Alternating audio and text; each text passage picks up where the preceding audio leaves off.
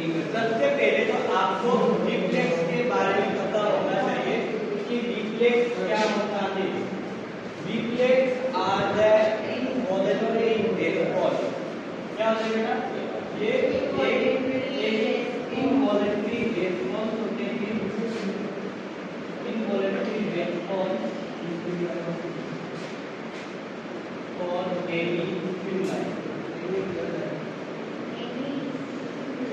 किसी भी स्टिमुलाई के प्रति जब किसी बच्चे को कोई स्टिमुलाई दिखता है, स्टिमुलाई बोले तो कोई आवाज सुनाई दी या कोई उसके टच किया, उसको भूख लगी, ठीक है, या फिर उसकी गाल में किसी ने हाथ लगाया, उसको हवा में फेंका, ये सब क्या है बेटा? एक स्टिमुलाई है। मतलब कि एक कारक के द्वारा, एक स्टिमुलाई के द्वारा किसी भी प्रकार का रिस्पॉन्स देता है बच्चा।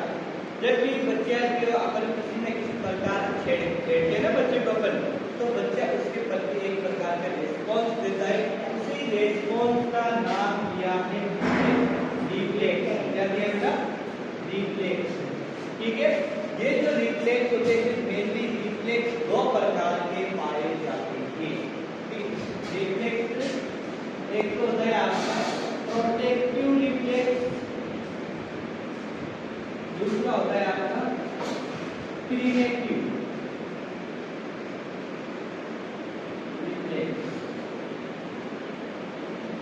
प्रोटेक्टिव रिफ्लेक्स और प्रिवेंटिव रिफ्लेक्स। ये जो प्रोटेक्टिव रिफ्लेक्स है बेटा, ये कभी भी डिसअपियर नहीं होंगे।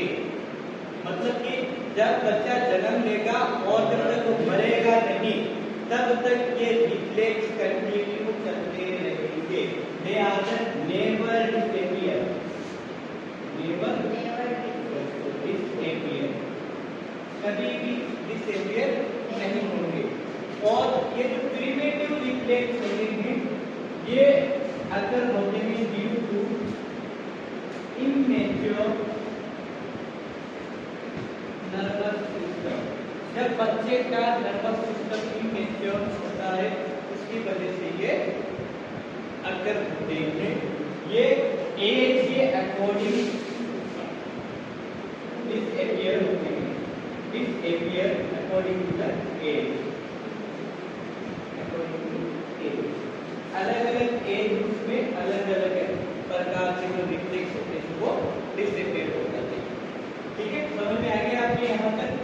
अब देखिए नेवर डिसअपियर होने वाले कौन कौन से आपके रिफ्लेक्सेस आएंगे। पहला रिफ्लेक्स होता है बेटा स्नीजिंग रिफ्लेक्स। ये मेरे लिखे लो, स्नीजिंग रिफ्लेक्स। ठीक है, पहला रिफ्लेक्स है आपका स्नीजिंग रिफ्लेक्स। स्नीजिंग रिफ्लेक्स का मतलब होता है छींकना। ठीक है, दूसरा रिफ्लेक्स आता है आपका कफिंग रिफ्लेक्स।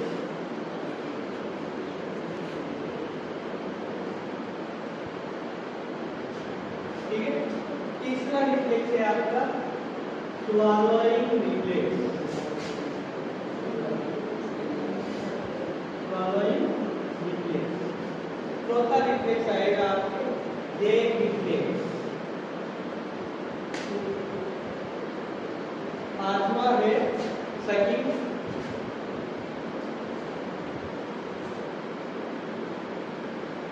छठा है लिंकिंग रिफ्लेक्स।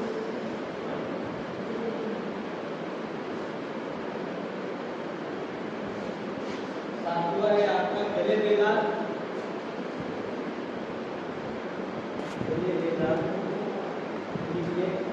आठवां है आपका पैराशूट रिफ्लेक्स।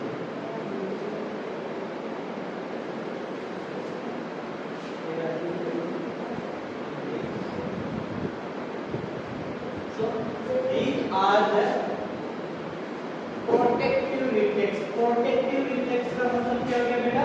ऐसे रिफ्लेक्स जो हमारी बॉडी को प्रोटेक्ट करने का काम करते हैं।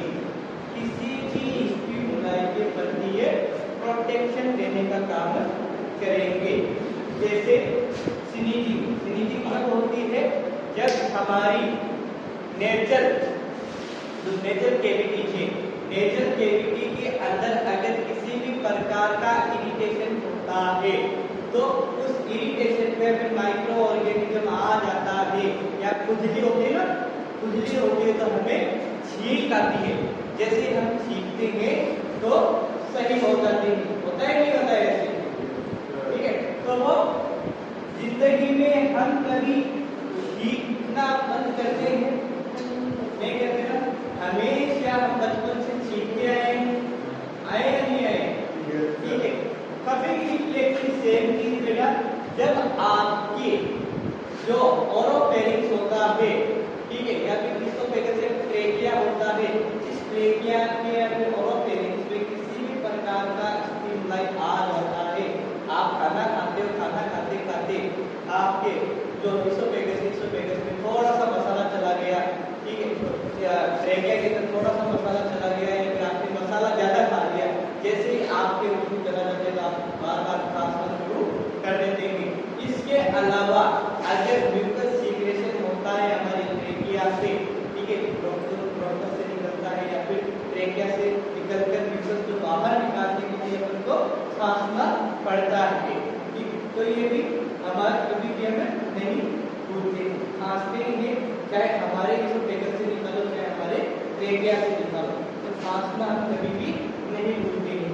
स्वॉलोइंग रिफ्लेक्स का मतलब ये होता है कि जब बच्चे की या फिर बड़ों की या फिर ओरल कैविटी के अंदर कोई फूड मटेरियल रखते हैं, फूड मटेरियल क्या होगा बेटा, उस प्रकार का स्टिमुलाई होता है, जब अपन वो फूड मटेरियल रखते हैं उसको मैस्टिकेट करते हैं, मैस्टिकेट का मतलब चबाते हैं, चबाने के बाद क्या करते हैं हम उसको निगलते हैं। ऐसा तो है कि नहीं कि चबाने के बाद हम उसको फेंक देंगे, नहीं फेंकते ना, बच्चा भी क्या करता है अपनी माँ के दूध को अपनी ओरल कैविटी में लेता है और उसको निगल देता है, तो ये स्वॉलोइंग रिफ्लेक्स हो गया।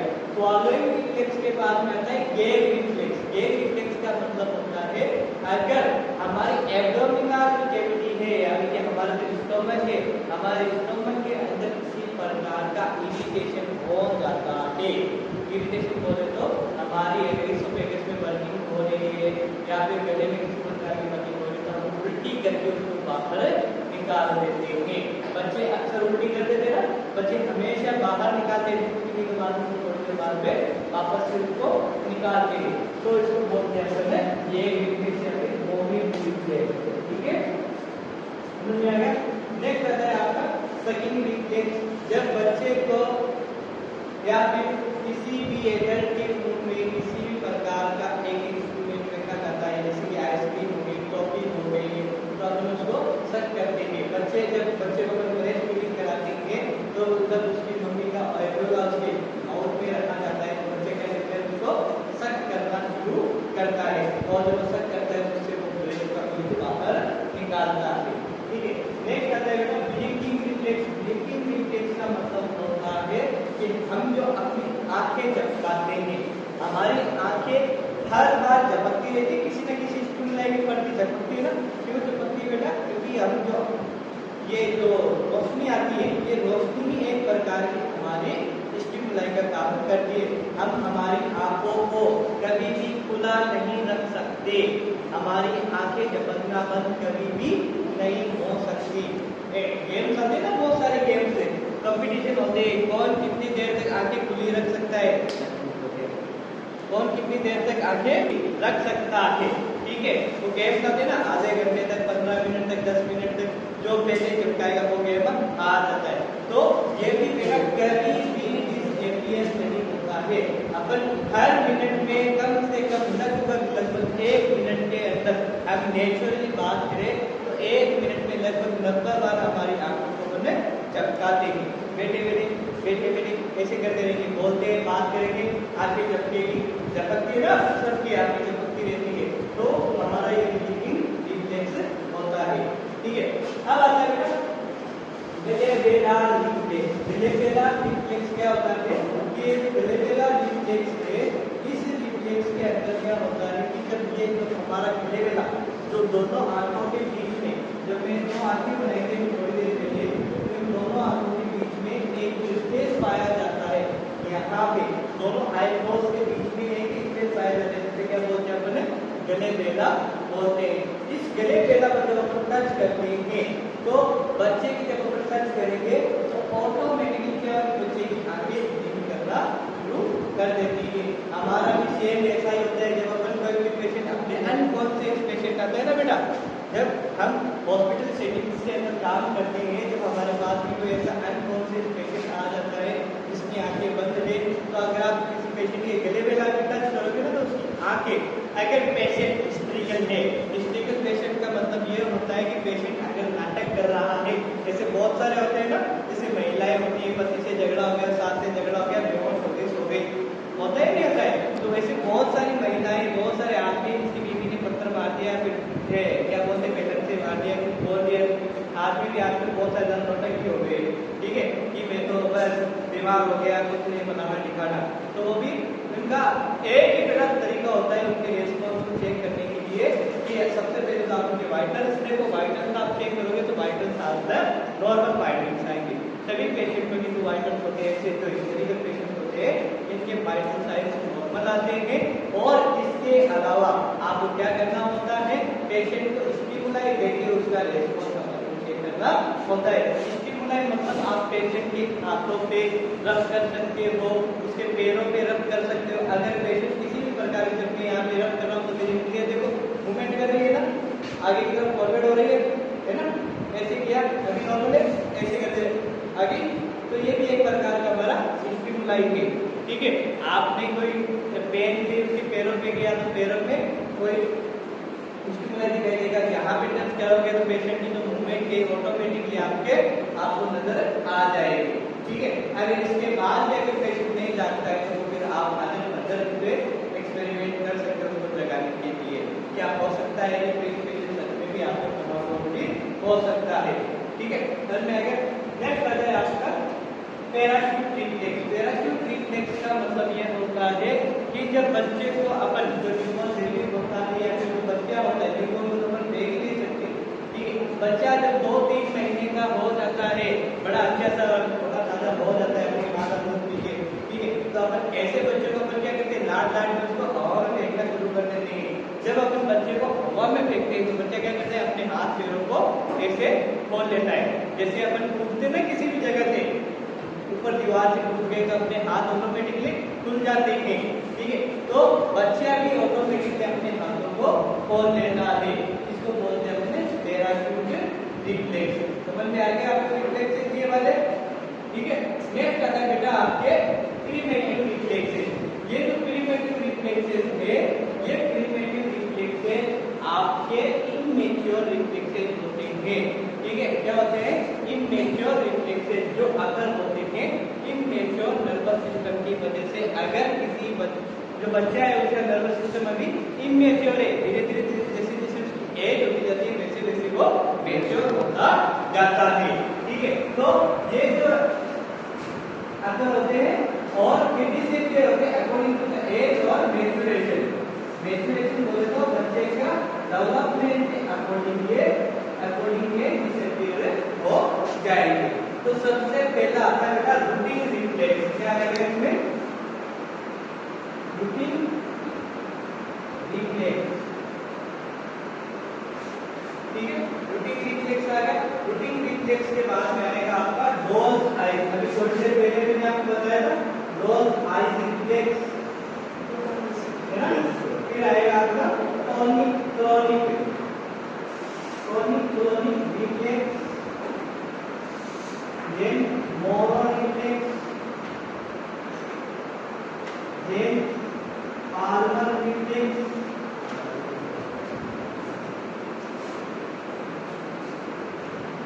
palmar reflex के बाद में आता है आपके स्टार्टर रिफ्लेक्स,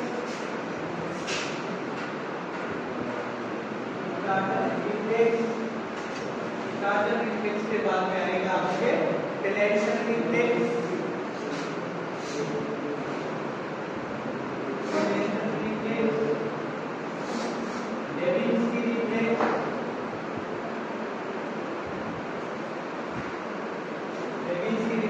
बाद में आता है आपका फ्रीज रिफ्लेक्स।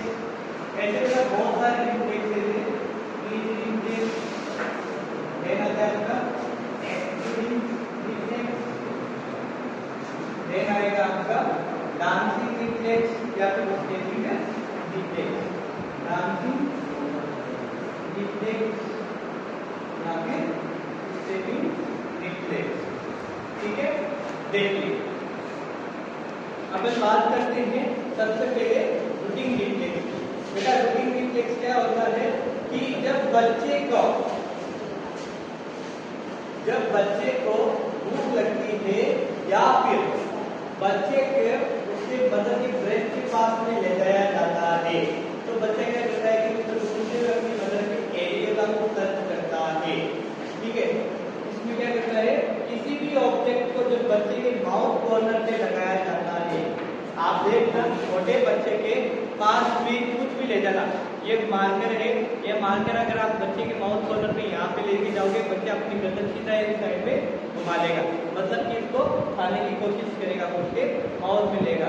मैंने आपको बताया था शायद कि जो बच्चे की इन्फेंट एज होती है उसको ओरल स्टेज में बोलते हैं। ओरल स्टेज होता है सीक्वेंशियल ग्रोथ डेवलपमेंट के अंदर है, आएगी आगे तो मैं आपको बताऊंगा स्टेजेस के बारे में। ठीक है, तो जब बच्चे के माउथ कॉर्नर पे किसी भी प्रकार का स्टिमुलाई लेके जाते हैं, तो बच्चा क्या करता है, रिस्पॉन्स के अंदर अपना जो हेड है वो हेड उस स्टिमुलाई के साइड में घुमा लेता है। ठीक है, ये जो है रूटिंग रिफ्लेक्स आपका 3 से 4 महीने पे डिसेंबर होता है। कब होता है बेटा आपका? December 3 to 4 month. ये चीजें याद रखनी होती है बेटा आपको। 3 डिसेंबर कब होगा? 3 to 4 मंथ में आपका ये रिफ्लेक्स होगा। नेक्स्ट आता है आपका क्रीज रिफ्लेक्स। क्रीज रिफ्लेक्स के अंदर क्या होता है कि जब बच्चे को अपन सुपाइन पोजीशन पर प्रोन पोजीशन में लेटाते हैं, बच्चा प्रोन पोजीशन में लेटा हुआ है। प्रोन पोजीशन का मतलब क्या हो गया कि बच्चा उल्टा लेटा हुआ, अपने पेट के बल पे लेटा हुआ है। तो इस पोजीशन में अपन क्या करते हैं कि बच्चे का जो सेक्रल रीजन होता है, सेक्रल रीजन से बोलो, सेक्रल रीजन से हमारा रीजन, ठीक है, यहाँ से अपन क्या करेंगे, अंगूठा रखेंगे। सेक्रल रीजन पे अपन अंगूठा रखते हैं, सेक्रल रीजन से अपन अंगूठा रखने में जाएंगे तो बच्चा क्या करेगा, अपने चेस्ट को और अपने जो हिप वाला रीजन में, इस चेस्ट और हिप वाले रीजन को उठा लेगा, मतलब कि एक सी शेप पोजीशन के अंदर बच्चा आ जाता है। इसको अपने क्या नाम दिया है? Crease reflex. ठीक है, ये जो रिफ्लेक्स होता है बेटा, इसके अंदर क्या होता है कि जो बच्चे की जो पोजीशन बनती है वो लॉर्डोसिस स्पाइन की पोजीशन बनती है। ठीक है, और बच्चा होने लगता है। नेक्स्ट आता है बेटा dolls eyes reflex. Dolls eyes reflex के अंदर मैंने बताया था कि बच्चे अपनी आंखों को नहीं चमकाता है। ठीक है ना, वो उसकी आंखें एक जगह फिक्स रहती है, मतलब कि मूवमेंट नहीं करवाता है। ऐसी की ऐसी ही उसकी आंखें रहेंगी, एक ही जगह पे उसकी आंखें रहती है। ठीक है, समझ में आ गया? Doll side reflex. Doll side reflex के बाद में आता है tonic clonic reflex. Tonic clonic reflex का मतलब यह होता है बेटा कि अगर बच्चे की गर्दन एक साइड के अंदर है, सुपाइन पोजीशन में लेटा हुआ है बच्चा, जैसे कि बच्चा सुपाइन पोजीशन में है तो उसकी गर्दन इस साइड में, तो बच्चा क्या करेगा, अपने हाथ और पैरों को एक साइड के अंदर रखेगा, ऐसे करके सोएगा बच्चा। ये मैंने आपको पहले ही बताया था कि बच्चे की जो नेक मसल होती है, नेक मसल इतनी मैच्योर नहीं होती है कि वो अपनी गर्दन को घुमा सके। ठीक है, तो टोनिक रिफ्लेक्स में क्या होता है कि जिस साइड में उसका गर्दन रहेगा उसी साइड के अंदर वो अपने हाथ और पैर को भी एक्सटेंड करता है। ठीक है, यहाँ पे फ्लेक्शन पाया जाता है। नेक्स्ट आता है बेटा पाल्मर रिफ्लेक्स। पाल्मर रिफ्लेक्स के अंदर क्या होता है कि जब बच्चे को आप किसी भी प्रकार का स्टिमुलाई दे देते हैं उसके हाथ में, तो बच्चा क्या करता है, इस स्टिमुलाई को पकड़ लेता है। ठीक है, ये जो पाल्मर रिफ्लेक्स है बेटा, ये डिसेंबर होता है आपके 3 मंथ पे, और ये आता कब है? 6 वीक पे, 6 हफ्ते पे ये अपीयर होता है, और 3 वीक पे ये ये 3 मंथ पे ये डिसेंबर हो जाता है। इसमें देखिए कि जो बच्चा इस प्रकार से आपका पकड़ेगा, अपन तो नॉर्मल ऐसे पकड़ते हैं ना, है ना, बच्चा इसमें इस प्रकार से किसी भी चीज को अगर आप बच्चे के पास में, अगर बच्चा इसको पकड़ के अपने मुंह में लेने की कोशिश करेगा, दोनों हाथों से पकड़ने की कोशिश करेगा। इसको अपन पार्लर ग्रास्प रिफ्लेक्स के नाम से भी जानते हैं। ठीक है, नेक्स्ट आते हैं आपका प्लेंटर रिफ्लेक्स। प्लेंटर रिफ्लेक्स के अंदर क्या होता है कि जो बच्चे का जो तलवा होता है, पैर होते हैं ना, पैर के ऊपर अगर अपन किसी प्रकार का स्टिमुलाई देते हैं, ठीक है, अगर बच्चे का पैर है तो अगर अपन यहाँ पे स्टिमुलाई दे, बच्चे का अपने पैरों को जो उंगलियां हैं, पैर की उंगलियों को आगे फॉरवर्ड कर देता है। ठीक है, ये होता है आपका प्लेंटर रिफ्लेक्स। ठीक है, और डांसिंग रिफ्लेक्स या फिर स्टेपिंग रिफ्लेक्स। नेक्स्ट है डांसिंग रिफ्लेक्स या फिर स्टेपिंग रिफ्लेक्स में क्या होता है कि जब बच्चे को अपन खड़ा करते हैं, बच्चे को अपन खड़ा करते हैं तो बच्चे क्या करते हैं, अपने पैर यहाँ पे हिलाना शुरू कर देता है, मतलब कि वो स्टेप चलने की कोशिश करता है, आगे फॉरवर्ड होने की कोशिश करता है, वो एक ही जगह पे अपने पैर मारना शुरू कर देता है। हमें ऐसा लगता है कि बच्चे अपने को डांस भी करता है। डांस में क्या होता है, हम अपने हाथ पैर को हिलाते हैं, तो डांसिंग रिफ्लेक्स में बच्चे अपने सिर्फ और सिर्फ अपने पैरों को हिलाने की कोशिश करता है और वो आगे बढ़ने की कोशिश करता है। जब बच्चे को अपन इसकी थोरेक्स रीजन से यहाँ से पकड़ते हैं तो बच्चा आगे फॉरवर्ड करने की कोशिश करेगा, अपने हाथों को भी वो आगे मूवमेंट कराने की कोशिश करता है, लाइक ए स्विमिंग के हिसाब से। ठीक है, इसके बाद में रहेगा स्टार्टल रिफ्लेक्स। स्टार्टल रिफ्लेक्स के अंदर क्या होता है कि जब बच्चे के सामने किसी भी प्रकार का कोई साउंड आता है, क्या आता है बेटा, कोई साउंड आता है तो बच्चा क्या करते हैं, उस साउंड की तरफ देखने लग जाएगा। जैसे कि जहां से आवाज आती है, बच्चे आपकी गर्दन साइड में